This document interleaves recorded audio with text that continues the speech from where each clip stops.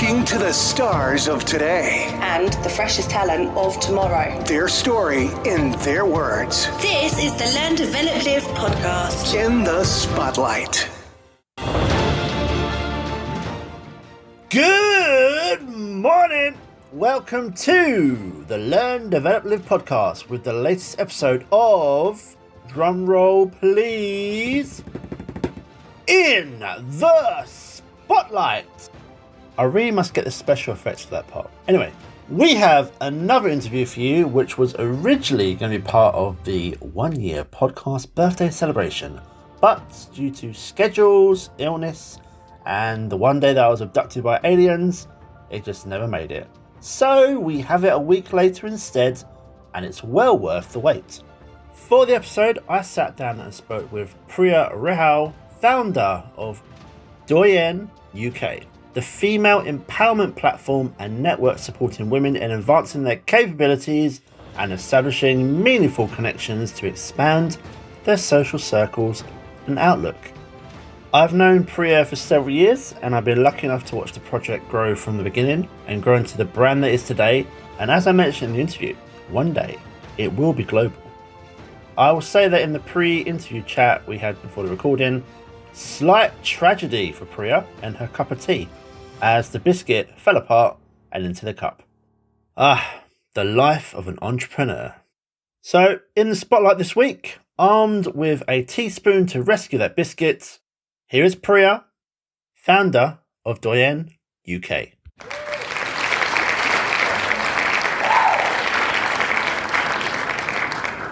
Good afternoon, Priya. How are you today, and how is lockdown treating you? Good afternoon, Chris.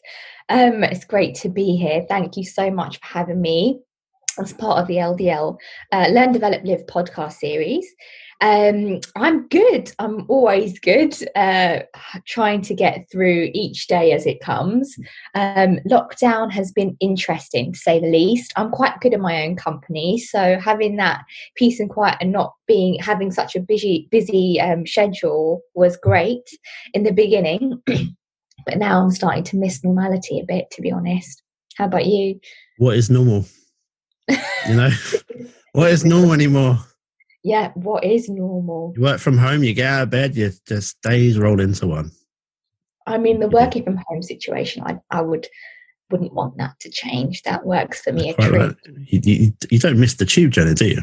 I don't miss the tube journey. I don't miss waking up early. I'm not a morning person at all. So, I'd rather skip that and just go straight from bed, shower, get ready, straight to the laptop. Very short commute. From one room to another. Mm-hmm.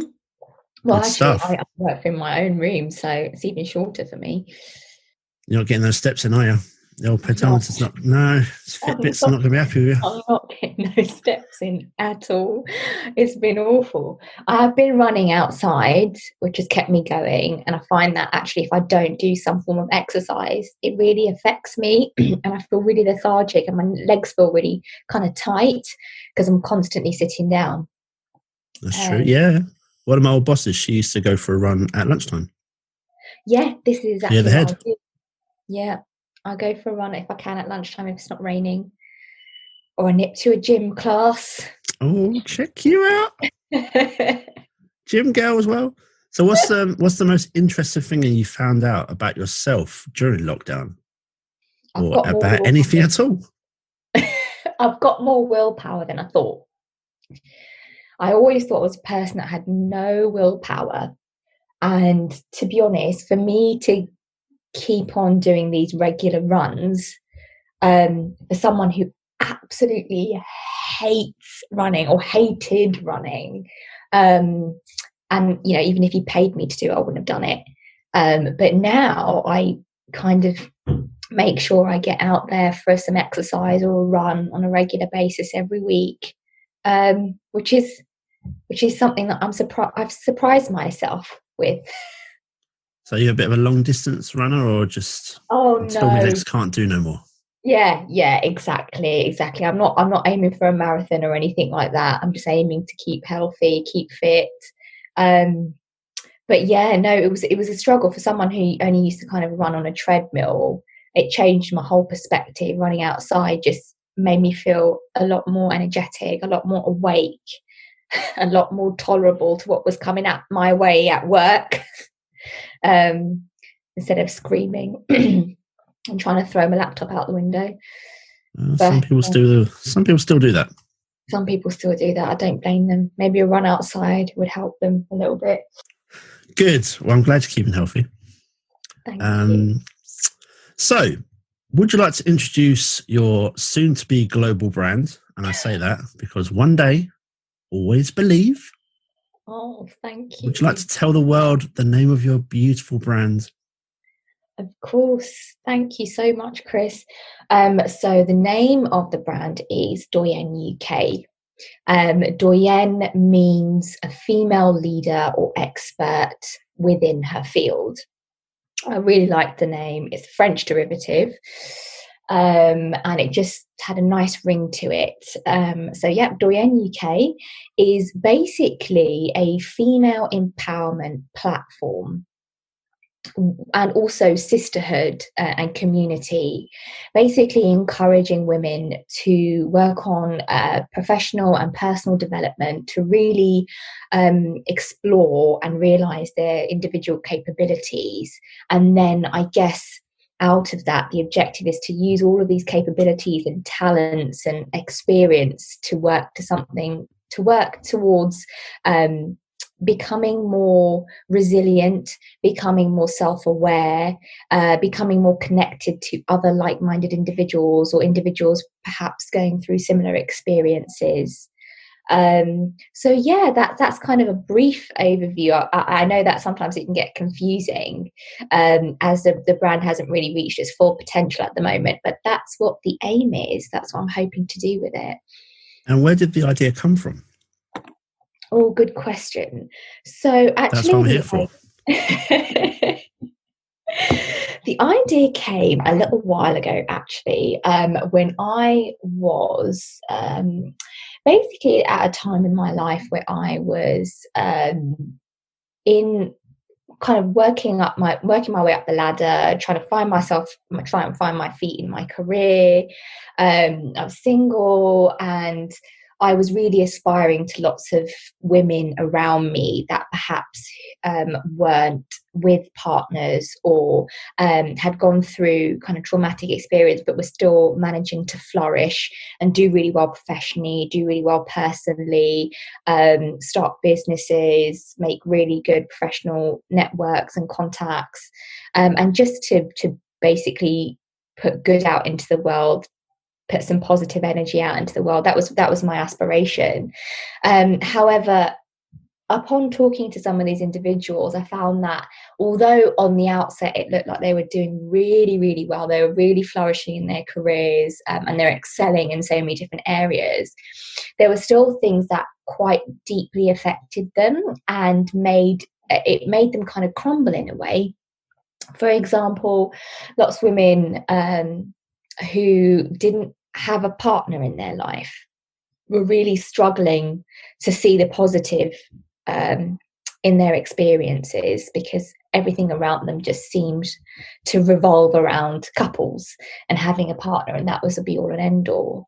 I think that was the main driver for me to realize that actually, although all of the pieces seem to fit in different various aspects in their lives, one thing, which was not sharing their life with somebody else, a partner, really, really brought them down.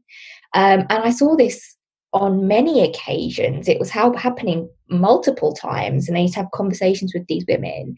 And what I found was they actually didn't realize how much potential they had, or how well they had done, or how successful they had been, because this grey cloud of not, I don't know, being married or being in a partnership was just taking over their entire lives. And I thought, gosh, that cannot be the be all and end all of everything.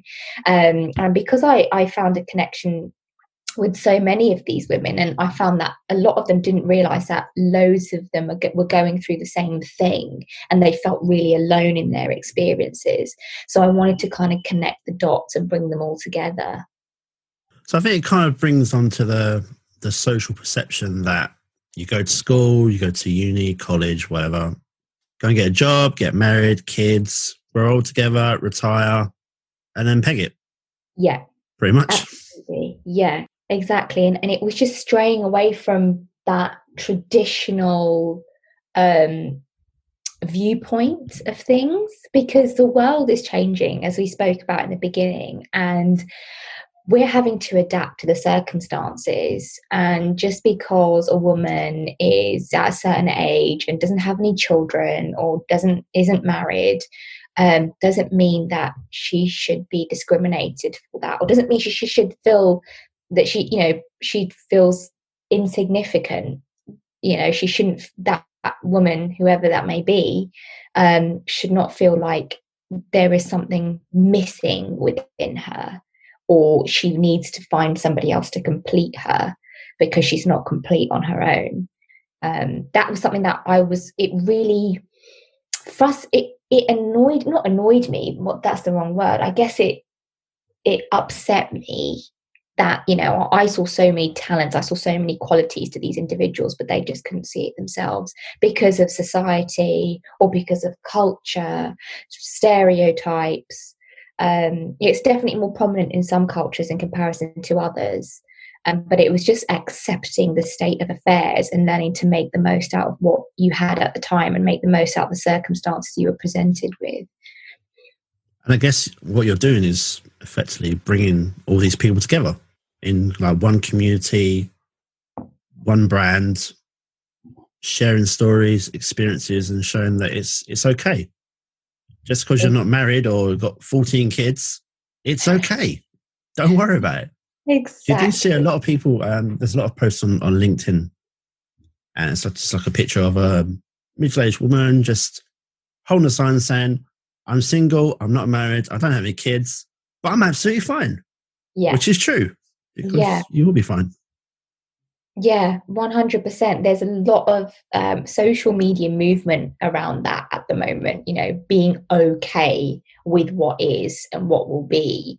I mean, absolutely, it's really easy to feel like you are missing out on something if that's what you really want in life. If having a family or being married is something that you really, really strive to have in your life, then I can understand sometimes almost to the state where you get into desperation and you're thinking, well, actually right now I'm trying to find any which way in which I can obtain that. But I think it's that whole outlook of actually that's exactly what will make me happy, instead of actually I'm quite content, I'm happy within myself currently, and when that comes along, not if but when, because if you really want that, that's what you have to aim for. When that comes along, it will be a supplementary for me. It will be a positive, beneficial addition for me in my life. In a way, you have people that are just exactly like that. They don't want to be married. They don't want kids. They're just career. Yes. Career all the way. Yeah. Okay. Yeah. Well, it's going well so far. So what would you say has been the biggest challenge that you've faced, firstly, in getting the whole mindset to begin this, and obviously starting the whole journey? Sure. Many, many challenges. Too many to name. I mean, as you said before, it is Doyenne is about bringing together a sisterhood. It's about bringing together a community, but it hasn't reached those stages yet. Partially because of other commitments, and partially because of the pandemic, where I was hoping to launch some face-to-face events where people could actually get to meet each other, and introducing the brand on a larger scale, more formally. But really and truly, the biggest challenge that I faced was actually starting. I had all these I'm a perfectionist, and I've got very high standards of myself, which is in some ways it's a disadvantage to my characteristics, because you're always trying to aim for the best, you're always trying to aim for perfection. But having all these big ideas and goals and kind of outcomes for what I wanted Doyenne to be, and what I wanted it to achieve, it was really hard then kind of stripping all of that back and then getting down to the basics of actually, how do you start? How do you launch an online platform? How do you launch an online community? How do you engage with women that may be interested, that maybe this could support? How do you work on getting those women to network with each other? How do you make sure that you can stay in contact with the individuals that are engaging? How do you keep up with the social media? All of these things, they were just really early stages. And to be honest, as I said, starting was probably the biggest challenge in all of this. I would definitely agree with, where do you start? That's exactly the same thing. And, you do have idea after idea. Oh, that would be quite good. Oh, if that works, then I could do that. But again, how do you start? And then you put it off and well, let me just do this one last bit. But as I said to everyone, just put it out there. It's not going to be perfect. As much as you want it to be perfect, it's not going to be perfect. As I was saying earlier, my last interview, microphone was awful, but hopefully this time it's a lot better. But Fingers it has to go wrong. It has to go wrong for me to make it right. That was really hard for me. That having it not be perfect, it was really hard for me. I'm still struggling with it. Sometimes I won't put posts out because I'm like, oh gosh, no, that doesn't sound quite right. That doesn't look quite right. And everyone's kind of saying to me, people that I've spoken to along the way, just get the content out there, get your ideas out there.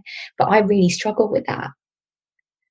I think I struggle with the amount of stuff, because once you start posting, it's got to be a consistent thing, and it kind of takes over your life, really.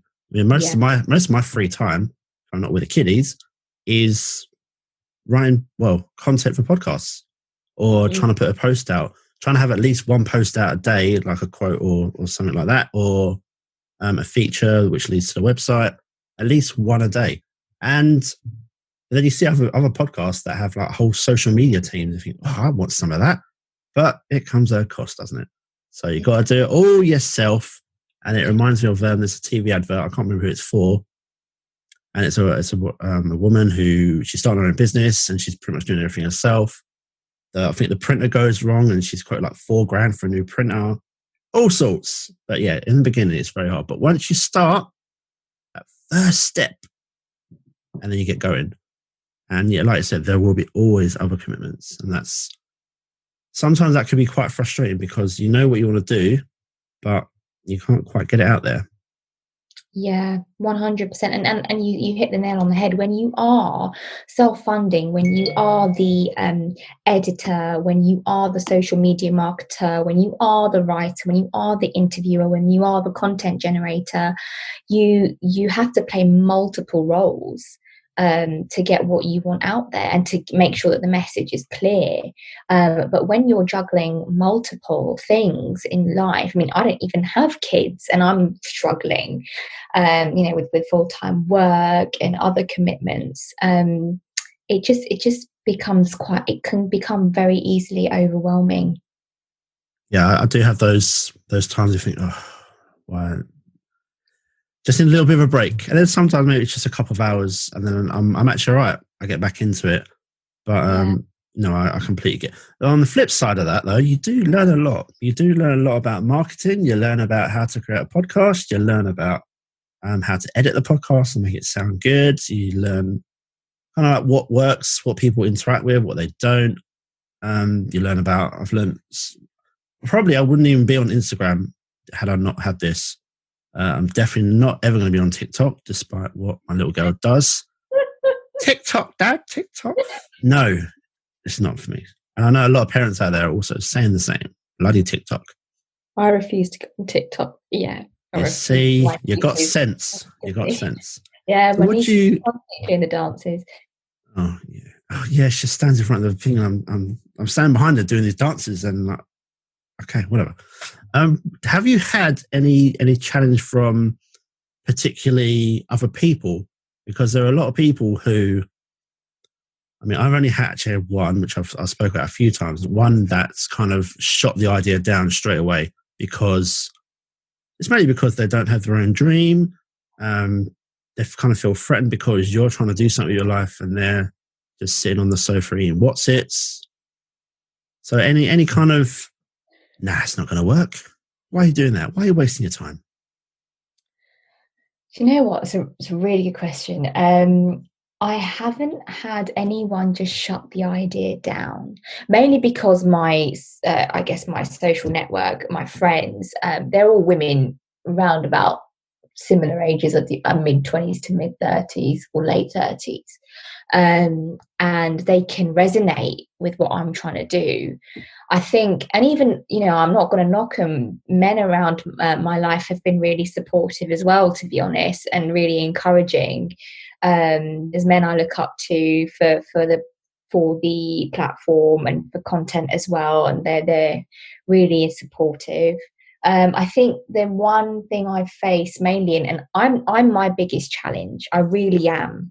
I'm a worse self-critic. I'm constantly putting myself down. I'm constantly saying, well, this is not good enough. This is not good enough.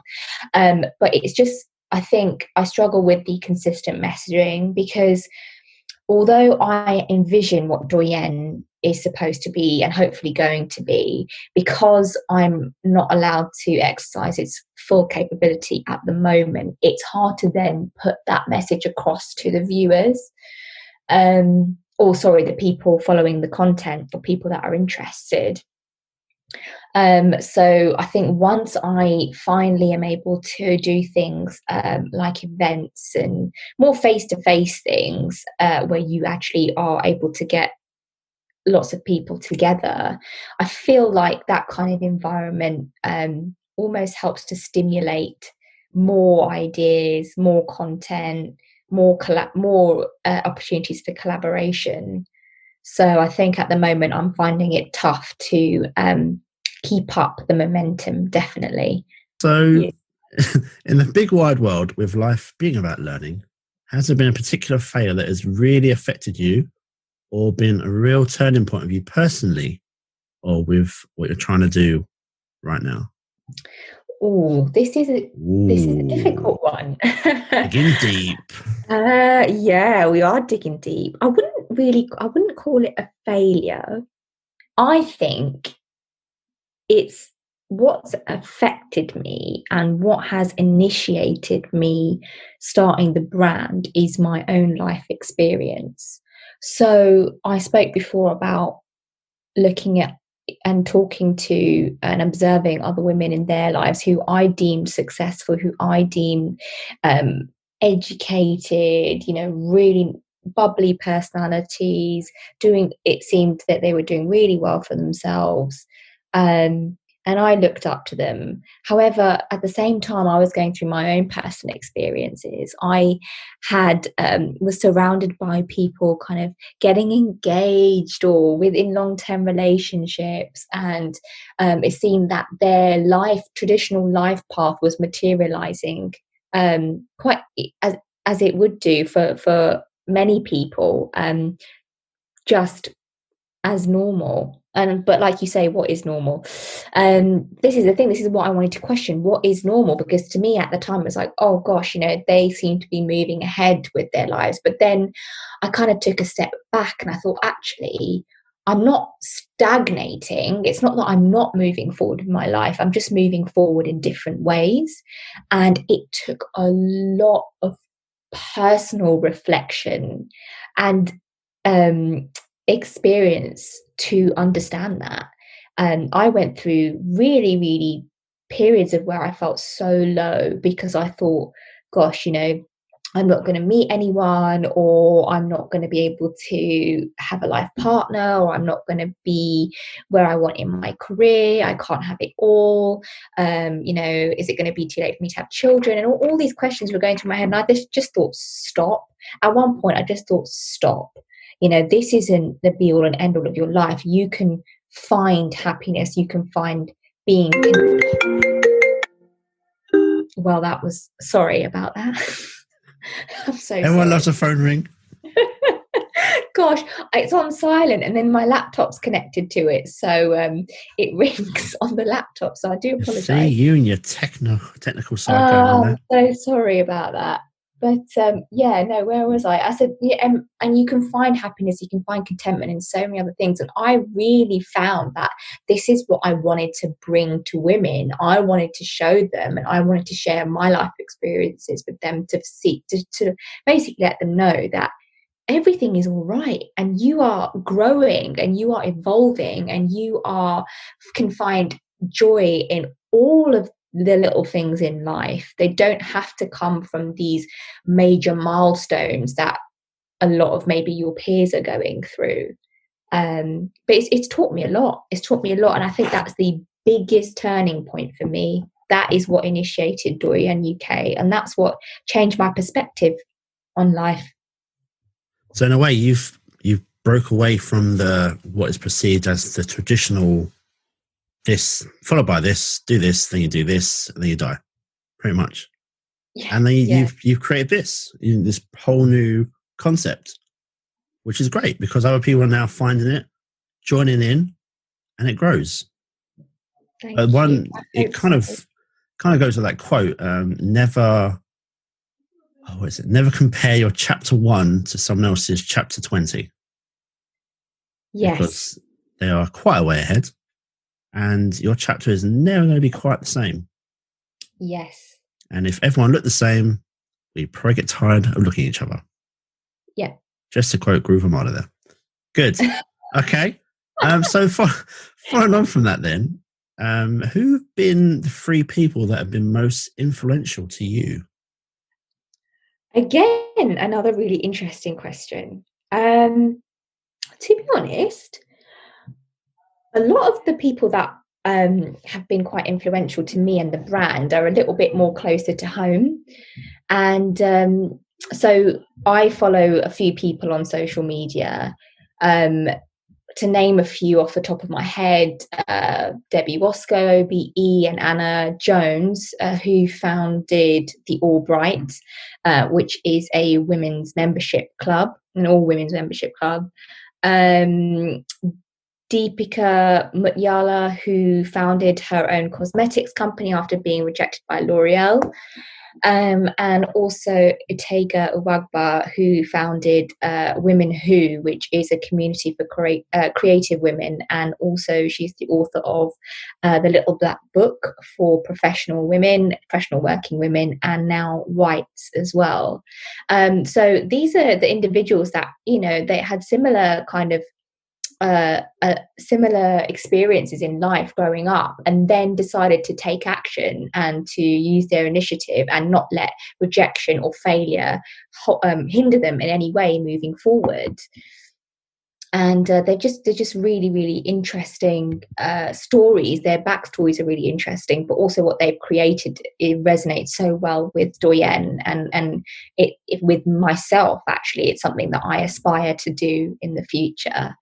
And also the women around me, people in my family, my mum being one of them, and work colleagues, even people that I learn from on a day-to-day basis, have been really, really influential to the work that I do. And there's definitely something about the underdog story. Yes. One of your influences there, rejected by L'Oreal. And I ran a series called People Who Didn't Quit. I think I did 3 episodes because eventually you start to find the same people who didn't quit and they become less interesting. But everyone has their own special story. The one that always comes to mind is Walt Disney. He was fired from a newspaper because he wasn't creative enough. Okay. Yeah, exactly. Did all right for himself, didn't he? Just about. Very well. Alrighty. Okay, so what is the long-term goal for you and your worldwide empire? And look, one day, you'll look back at this interview and I think, really damn, admire he your was optimism. right. I He was really do. right. So the long-term goal for you and the worldwide empire, and has it changed at all from your initial kind of idea of what was going to happen and where it was going to end up?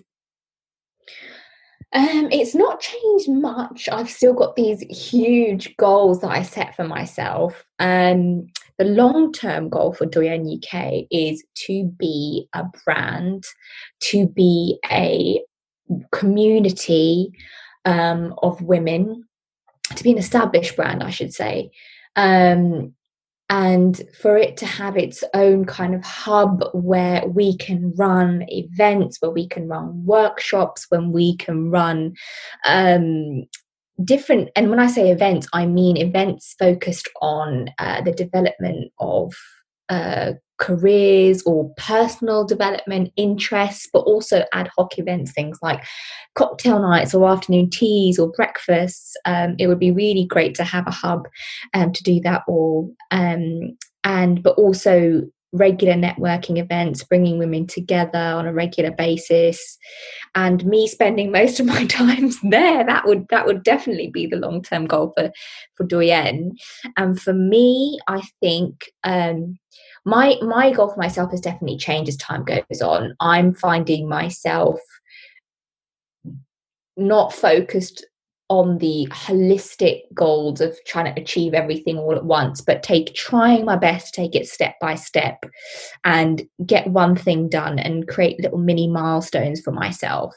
So if I can get those things off the to-do list done, then that is a good thing.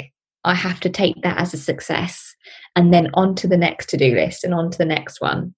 But yeah, I think the long-term goal for me is to be able to provide the women out there what Doyenne is set out to bring, which is in essence the support and influence to encourage them to basically be the best version of themselves that they can be and realize all of their capabilities and come together to create change. I agree. I think you need to, with anything, it's like a big project and you split it all up into different chunks. And once you've got one bit set, you kind of let that bit go and roll by itself. Look at it every so often, but can carry on with the new part. And yeah, that's definitely how I did it and still doing it. Okay, good stuff. Now, your Instagram, it's a busy Instagram. Doyenne UK. It always, I'm not joking, it's always got plenty of fresh content. How did you decide on the kind of content that you want to post? Is there anything that you want to post that you kind of second guess, think maybe not, maybe a bit too controversial? But also, are there any leading figures or influencers that you are influenced by yourself, which kind of goes back onto your three people that stood out for you? Well, thank you. Gosh, that's really nice to hear. I always have a fear that I haven't got enough content or it's not fresh enough. So that's really, really nice to hear. How do I decide on the content that I post? I find this such a challenge. I really do. I know that I wanted Doyenne UK to have a certain look and a certain, when you look at the social media page, I wanted it to give off a certain impression. I wanted it to look sleek. I wanted it to look classy, and I wanted it to appeal to professional women. But with the actual content, I think it's a balance of being practical, helping you get those steps up in where you want to be within your life or your career or with your family, so on and so forth, or with yourself. But also kind of personal content as well, personal aspects, working on characteristics or attributes of yourself to help you grow and develop in the direction that you want to. So it's a bit of a mishmash because it's not kind of, complete career development and networking for professional women. It is that, but it's also, let's look at look at it as in a holistic view. Let's start off with ourselves. How do we become more self-aware? How do we realize our capabilities? How do we become more resilient to changes and experiences? How do we learn to survive? And then how do we create positive change together? But that's also kind of working on things that ultimately we all want to be happy. That's the kind of ultimate goal. It sounds simple, but that's what it is.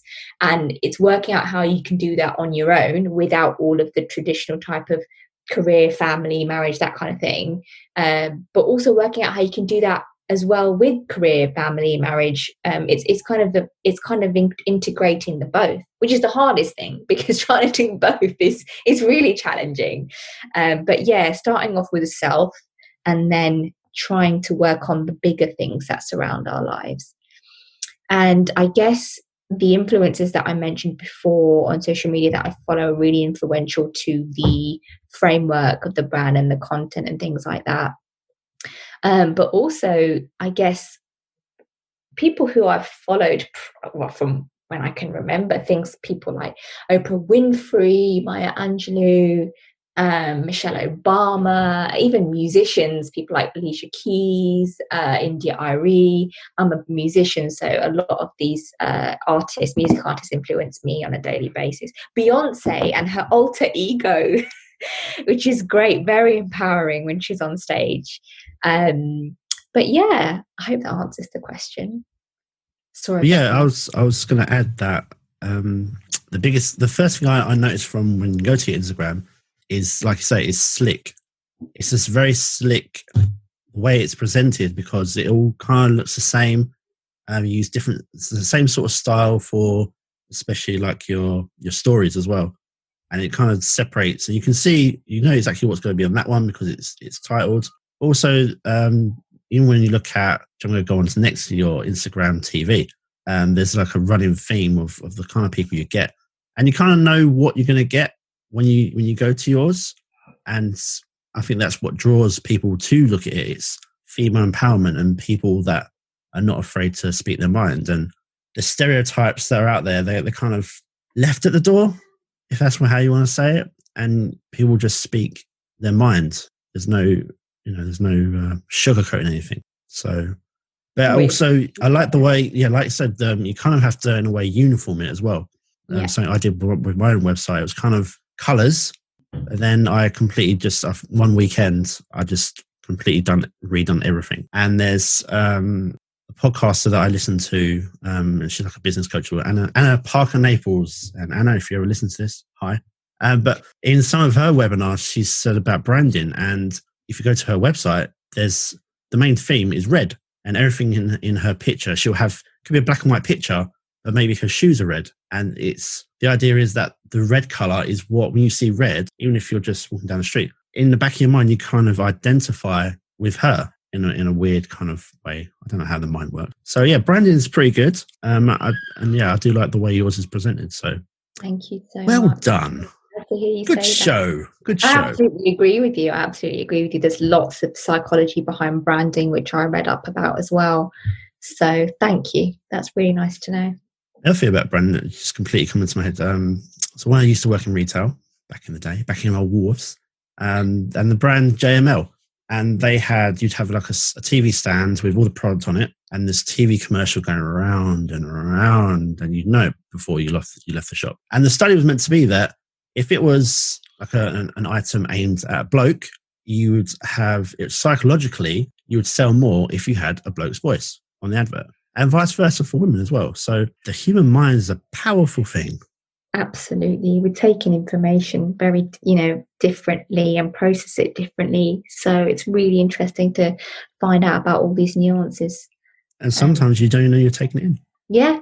You're doing it. Just the way it is. Yeah. Okay, so again, with Instagram, as I just said, you are a massive user of IGTV, Instagram TV, live. God. And you had plenty of interviews on this. My first question for you, what do you look for in a good guest? Again, Chris, love your optimism. Thank you.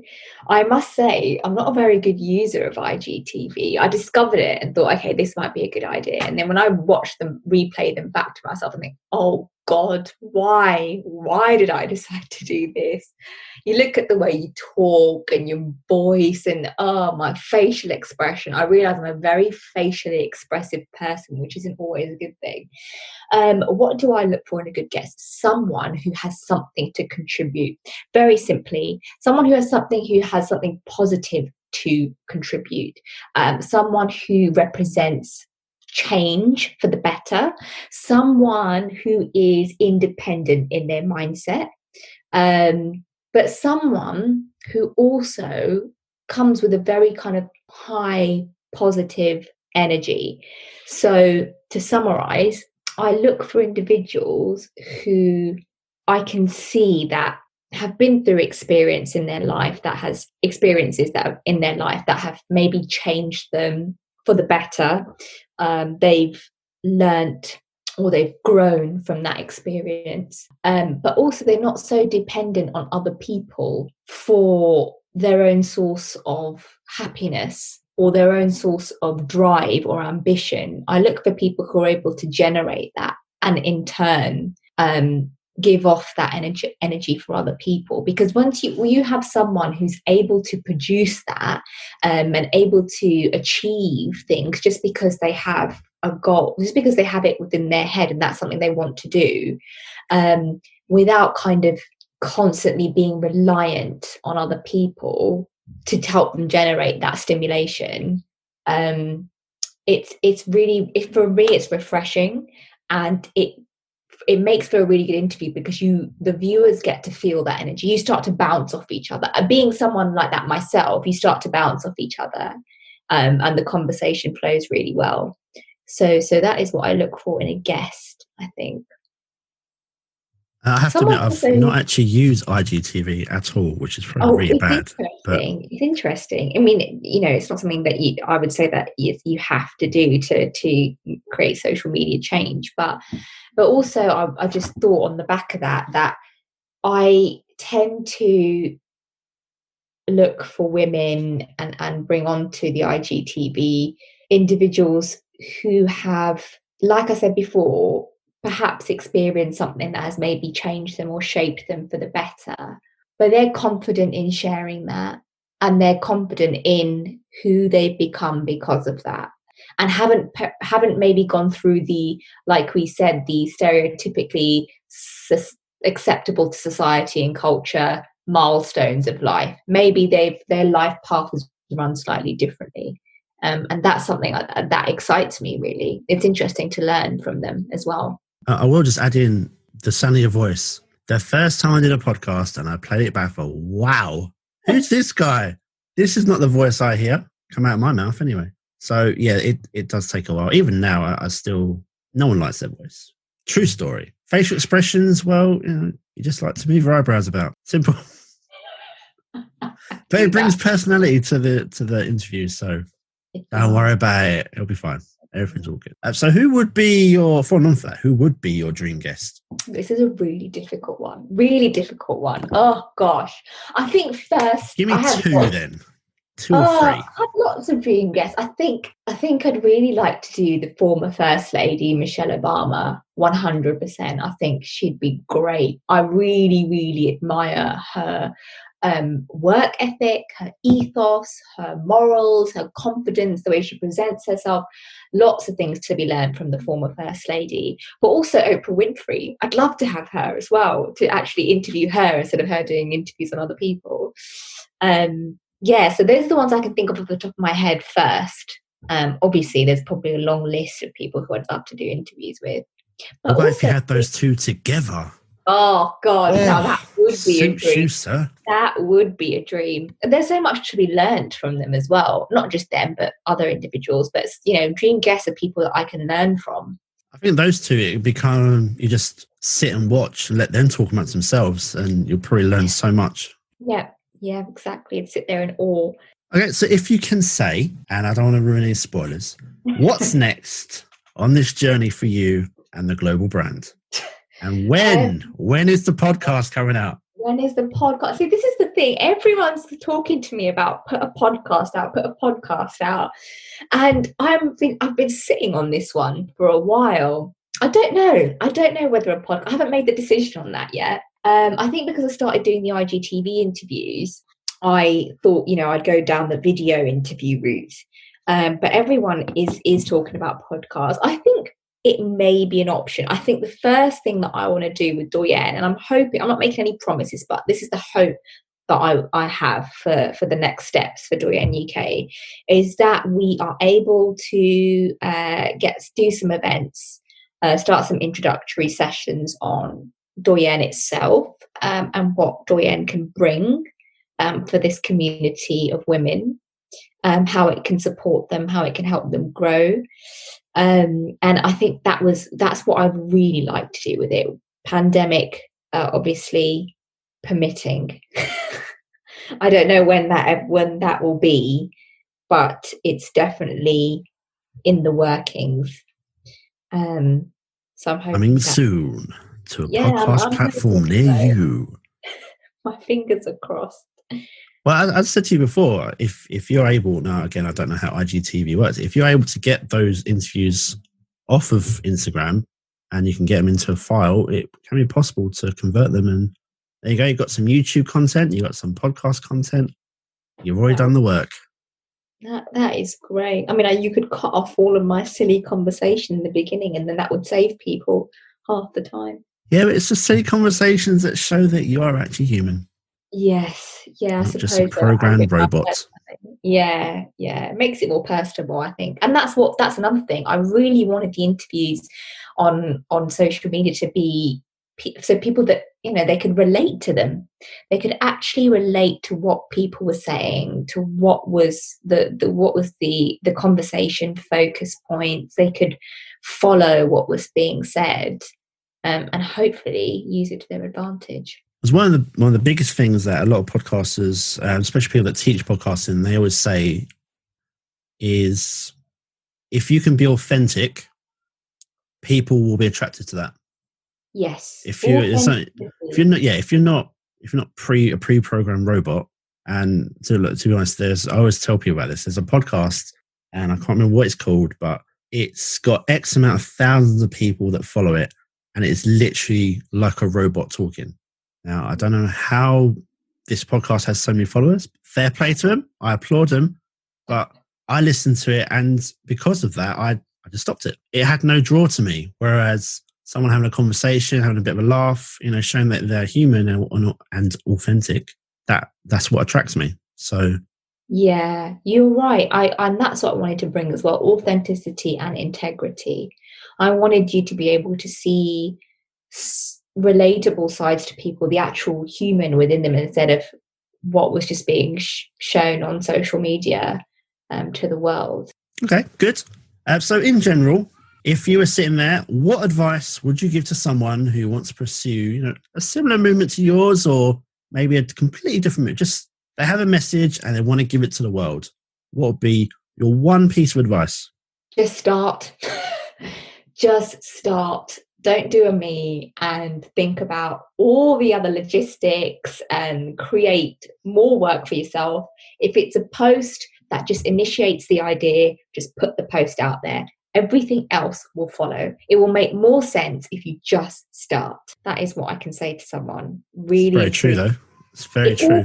It's a domino effect. It all rolls into place once you start, because the ideas start flowing. Then you know what direction you're heading in. The messages, the kind of purpose and message helps. It becomes clearer, and you get into the flow. And you're riding this wave.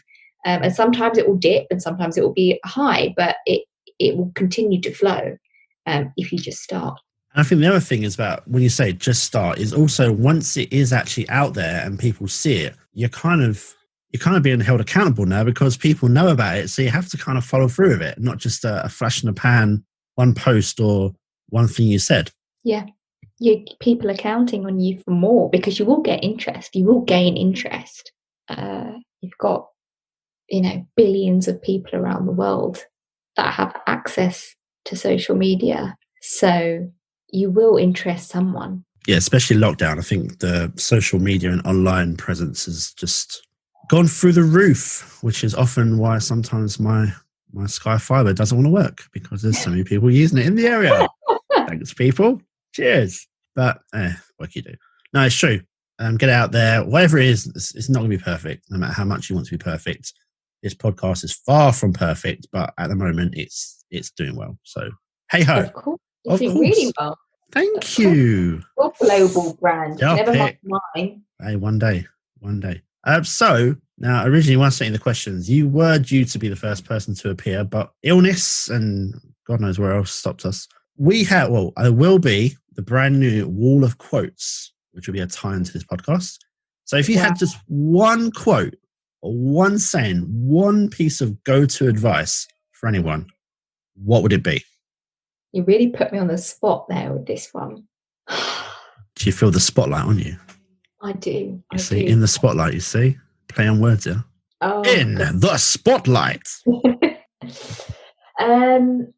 One piece of advice.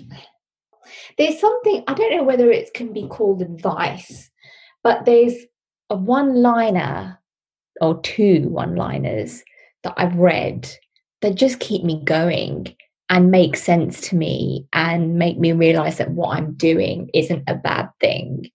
And sorry, I know you asked for one. I'm going to give you both of them anyway. So the first one, the more you give, the more will appear on the wall. I don't know who said this, but it was it's just, there are good things inside of you. And I don't know why that makes so much sense to me, because it can be interpreted in so many ways. But really, what it's saying to me is you're a good person and you're out there to put out positive energy and do good and create good and bring about positive change. And as long as that's your aim throughout all of this, then it can only be a great thing. And the second one is "And Still I Rise" by Maya Angelou. And I know that it's a longer quote, but those are the words that stick with me, because throughout everything, throughout all of the challenges in life, throughout whatever you're going through, anyone listening to this has risen through it all and risen above it and managed to get through. And you will continue to get through as long as you have that push and you have that drive in you and you don't give up. I know it sounds quite cliche. Don't give up hope. Don't give up the drive. Don't give up the ambition that you have. Sometimes things will come crashing down, but still you rise and you move forward. Well, there is a thing. One of my old coaches used to say is that once you've heard one quote, you have to quote the person. The second time you hear the quote, you can say, it's some person. The third time you quote, it belongs to you. You own that quote. So keep saying it and you'll own it. Well done. Thank you. Okay. So where can the good people listening out there find you? So you can find the Doyenne, gosh, I don't even know how to say my own brand name now, the Doyenne UK social media. So you've got at Doyenne.uk on Instagram, at Doyenne UK on Facebook, at Doyenne UK on Twitter as well, although to be honest, there's not much Twitter activity going on at the moment. We also have the website www.doyenne.org.uk, where you will find a majority of our content and any updates as well. Good. So you're pretty much everywhere. You can be found. I can be found. You can be found. Go find her. Is there anything else that you'd like to plug? Anything at all? Feel free. This is an open market right now. No, you know what? You've given me such a great opportunity to speak here, Chris. I really appreciate it. I just want to thank you so much for considering me and just, little old me with a little old brand, hoping to do some big old things. So, just thank you very much for having me. Thank you for being here.